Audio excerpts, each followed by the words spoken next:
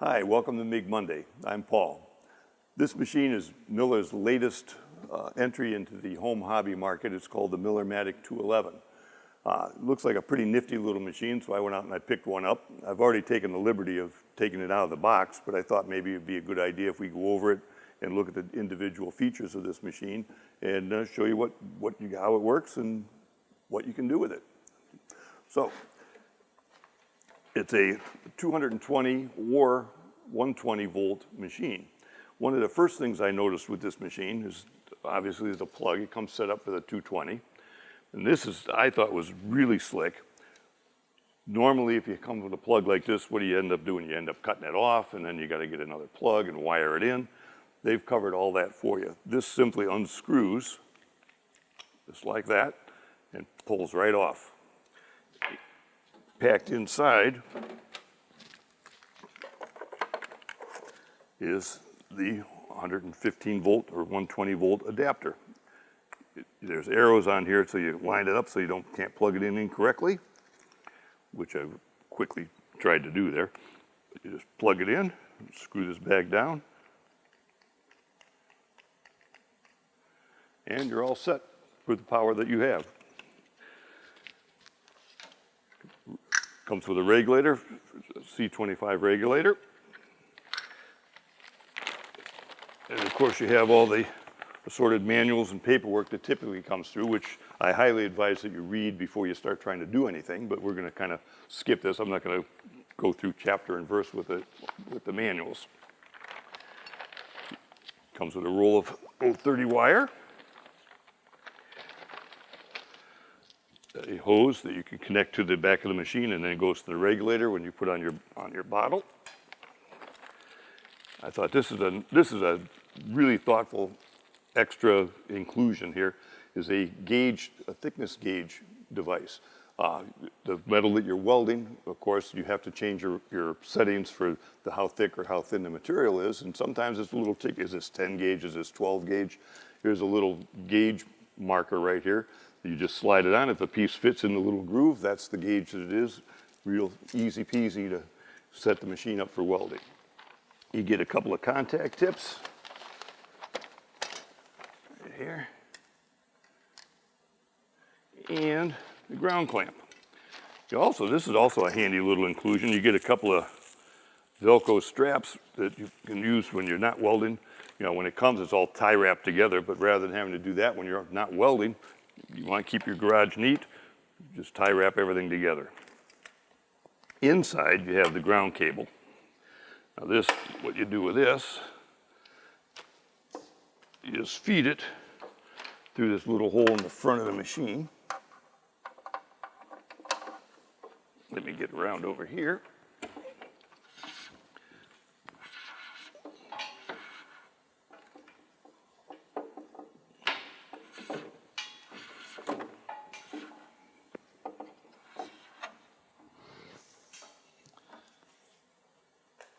All right. And you have your ground clamp.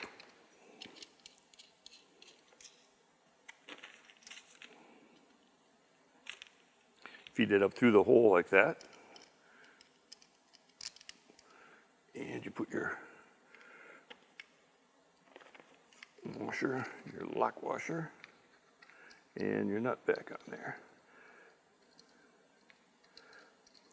Now I'm just going to kind of hand tighten this for right now because I don't have a wrench right handy, but this needs to be tightened down securely so that you can get a good welding connection, because that's really critical to have a good work connection. Now, I also should point out that this machine comes set up for MIG welding, which requires positive polarity. And that is taken care of right by these two little wires right here. Right now it's set for positive polarity. This is the positive side, and if you notice, this cable runs right from this connection right to the block over here that's going to power the gun. This ground cable, which is going to be your negative polarity, comes in and is connected to the negative output. If you were going to flux core weld, what you'd need to do is to reverse these two, because flux core welding is done with negative polarity. And next we have the gun. Right now the gun is going to connect into the front.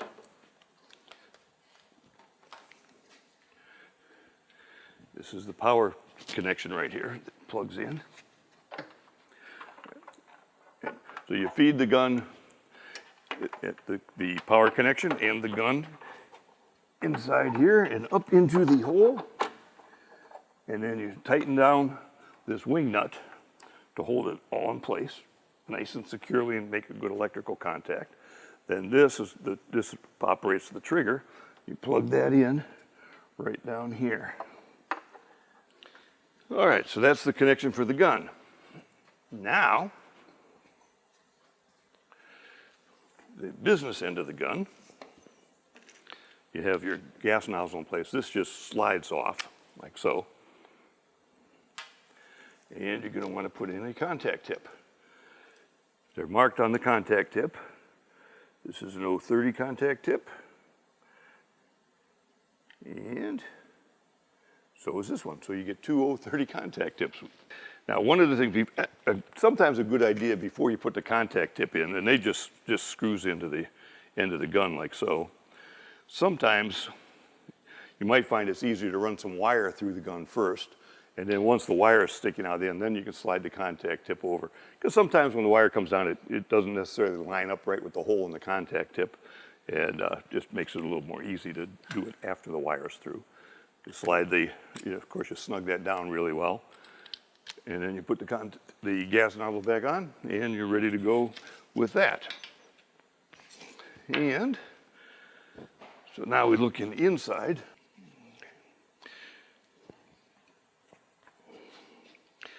We have a 2-pound roll of wire that comes included with the machine, okay? Now, you notice the hole in this 2-pound spool is very, very small. And the spindle that comes with the machine is to accommodate a larger 8-inch spool or 12.5-pound reel. The little knob that's here on the larger reel of wire locks in and stops the roll from free spinning on the spindle. We're not going to need that. We're going to take this off. Okay, so what we get here is a nut and a washer and a spring. And now we have a smaller, I'll get that out of your way, a smaller spindle, but now this will accommodate. Okay, now when you put this in, you have the wire coming over the top, okay? It's not like you can do it either way like you can with a roll of toilet paper, over or under. This goes over the top. And that's so that it lines up with the incoming guide tube on the wire feed mechanism. Now we put the washer on, a spring, and the nut. Now this is a locking nut. We don't want the wire to be able to free spin, so we're going to lock this down a little bit. Let me move over here where I can work on it a little bit easier. Just want to have a little bit of tension on it so it doesn't spin too readily, and yet not so much that it interferes with the machine's ability to pull the wire through. So that seems about right. And if it while you're welding, when you stop welding, if it does spin and the wire loosens up, it can cause problems and tangles. So we'll keep an eye on that when we first start out, just to make sure we have it adjusted correctly, and then we can either back it off or tighten it down a little bit more. Now I have a pair of cutters around here someplace. Here. Get the wire, which is right here. Pull that out. Okay. See what happens when you lose control of the wire. Okay, but because of my cat-like reflexes, I didn't lose too much of the wire. So we'll just pull that off till we get to a clean spot here. See, I'm trying to duplicate what you're going to encounter at your home garage, assuming you have 2 left thumbs like I do sometimes. We're going to straighten out a bit of the wire so it doesn't have a little bit of a curve to it. And cut it off. This is the drive roll system. Let that down, the roll goes up. This little black tube right here, that's where the wire feeds in.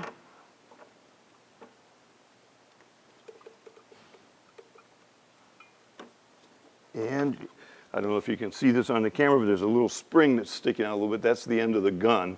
We want to feed the wire into that little spring device there. That's the liner for the gun. Once we have that in place, we can shut the thing down and we're all set. Now, one of the nice little features I like about this machine is the drive roll system. When you change wire sizes, you typically have to change drive rolls, flip them over, or do something to have the right size groove in the roll to accommodate the size of the wire you have. What Miller's done here is they have a little spring-loaded drive roll. You just push in and turn, and it's marked 030, 035, so that you can, or flux cord, so that you have the proper drive roll without having to get a wrench, take them out, change them around. That's actually a pretty slick little deal.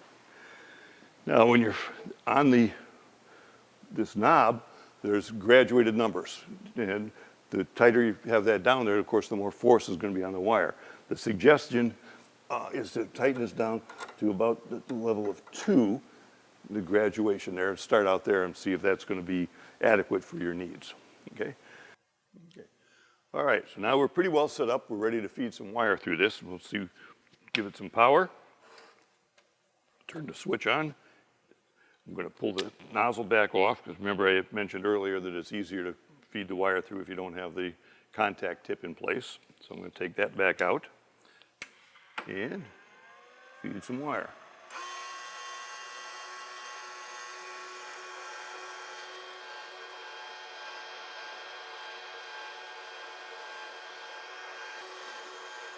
Okay, all right, now you notice the wire come out of the end. One of the things you need to remember is when you're doing this is still electrically hot. So when you're standing around and you're pulling the trigger, when that comes out, you're just going to create an arc. So you want to be careful about that. So you just slide the contact tip over there, snug that down like so. And you don't need to crank down on this. I mean, this isn't a forever connection, but you want to make sure it's a little bit snug. You don't want it loosening up while you're welding. Turn off, replace the gas nozzle, and the only thing left to do now is we didn't install the gas line yet. On the back of the machine, you'll see where this little red plug is. That's to keep the threads from getting all messed up during shipping and all that. So pull that out. We don't need that anymore.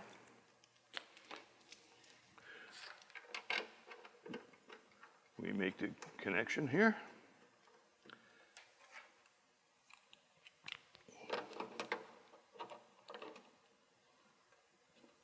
And we snug that down pretty good. The machine comes with a gas regulator. Okay. What we have right here, this is where the gas hose goes. Now you notice there's a little spring clip on the gas hose. You slide that up in there like so. Get that in there all the way up. Take a pair of pliers, kind of compress the spring to open it up a little bit. Slide it up over that barbed connector and let her go. And now we've got a pretty secure connection there. Now we need a gas bottle, which we're going to bring over here in a second. And we make the connection. Now once we do all that, well, one of the things we really should do also is kind of clean things up, keep a neat workshop. And this also allows me to point out a nice little feature that I found here on this machine. Remember that plug we changed out? What are we going to do with that? We don't want to lose it. We don't want to let it running around anywhere. Well, in the back corner of the machine here, hopefully you can see that, is a little Velcro strap and a little recess in the bottom where you can set that, and it just holds it right there in place. It doesn't roll around in the machine if you move it around, because remember this is metal and this is all electrically hot all the way back through the coil as well. So that keeps it isolated. As far as the spindle that we removed, that can be kept wherever you can keep it, and remember if you need to use it again, but it also can just kind of lay in here really without getting too much in the way of anything. If you want to do it like that, just keep it all neat and together. All right, the next step is to connect up a gas bottle. Okay, we brought a gas bottle over. Now, This machine comes set up, and the regulator is a 75-25 regulator. You need a different type of connection. You'll notice the rounded edge here and the flat edge here on the bottle doesn't work. So if you want to connect this regulator to a bottle of CO2, which is a pretty common gas for the home hobbyist because it's a lot less expensive than the 75-25, what you need to have is a CO2 adapter. What this does, well, you really can't see too well, but it's rounded on the inside of this, and on this side, it's flat to match up with the bottle. So I'm just gonna screw this onto the bottle here, like so.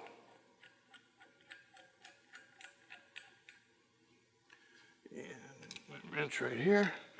Oh, and speaking of wrench, by the way, while I was bringing the bottle over, I did take the liberty to tighten this up, if you recall, because I only did it hand tight earlier, but now this is a nice, tight, secure connection for the ground on the work.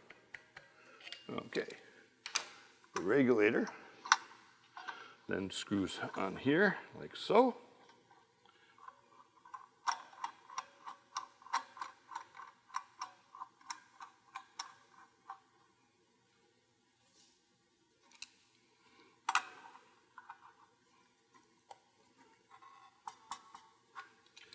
All right, now the next thing we have to do is to set the gas flow. We're probably going to have an entire segment dedicated to gas flow and the importance of shielding gas. But what we need to do is we'll turn on the gas bottle. Also, this bottle is chained down for safety purposes because you don't want to have one of these things falling over or causing a problem. Now, if I want to set the gas flow, I don't need to be feeding wire while I'm doing that, but I have to pull the trigger because that whole thing opens this gas solenoid and allows gas to flow. So I'm going to just release the pressure on the drive system. So now when I turn the machine on and pull the trigger, the drive roll turns, but it doesn't feed any wire, okay? So now I can look over here. What we have here are two gauges. One gauge, as you can see, is already registering a pressure. This just tells me how full the cylinder is. This is the one that's going to tell me what the flow rate is when I pull the trigger. You see there's nothing registering there, so I gotta slowly open this up. And now you'll see the needle will start to move, and I'll set that up to, let's just say about 25 pounds. We'll start out with that and see what kind of coverage we get. All right, so now we're all set to go. The only thing we have to do now to make a circuit is to connect that clamp to whatever it is that we're going to work and weld on, or the table, in this case, a table that the work is going to be setting on so that we have a flow of current. So as far as actually being ready to weld, we're set to go. All right, so we've concluded the setup, the unpacking and the setup of this pretty nifty machine. Thanks for watching MIG Monday. Any questions can be directed to the forum on Weld.com. And next time around, we'll get into the actual operation, the setting, and the procedures, and actually make some sparks and some welds. So till next time, we'll see you then.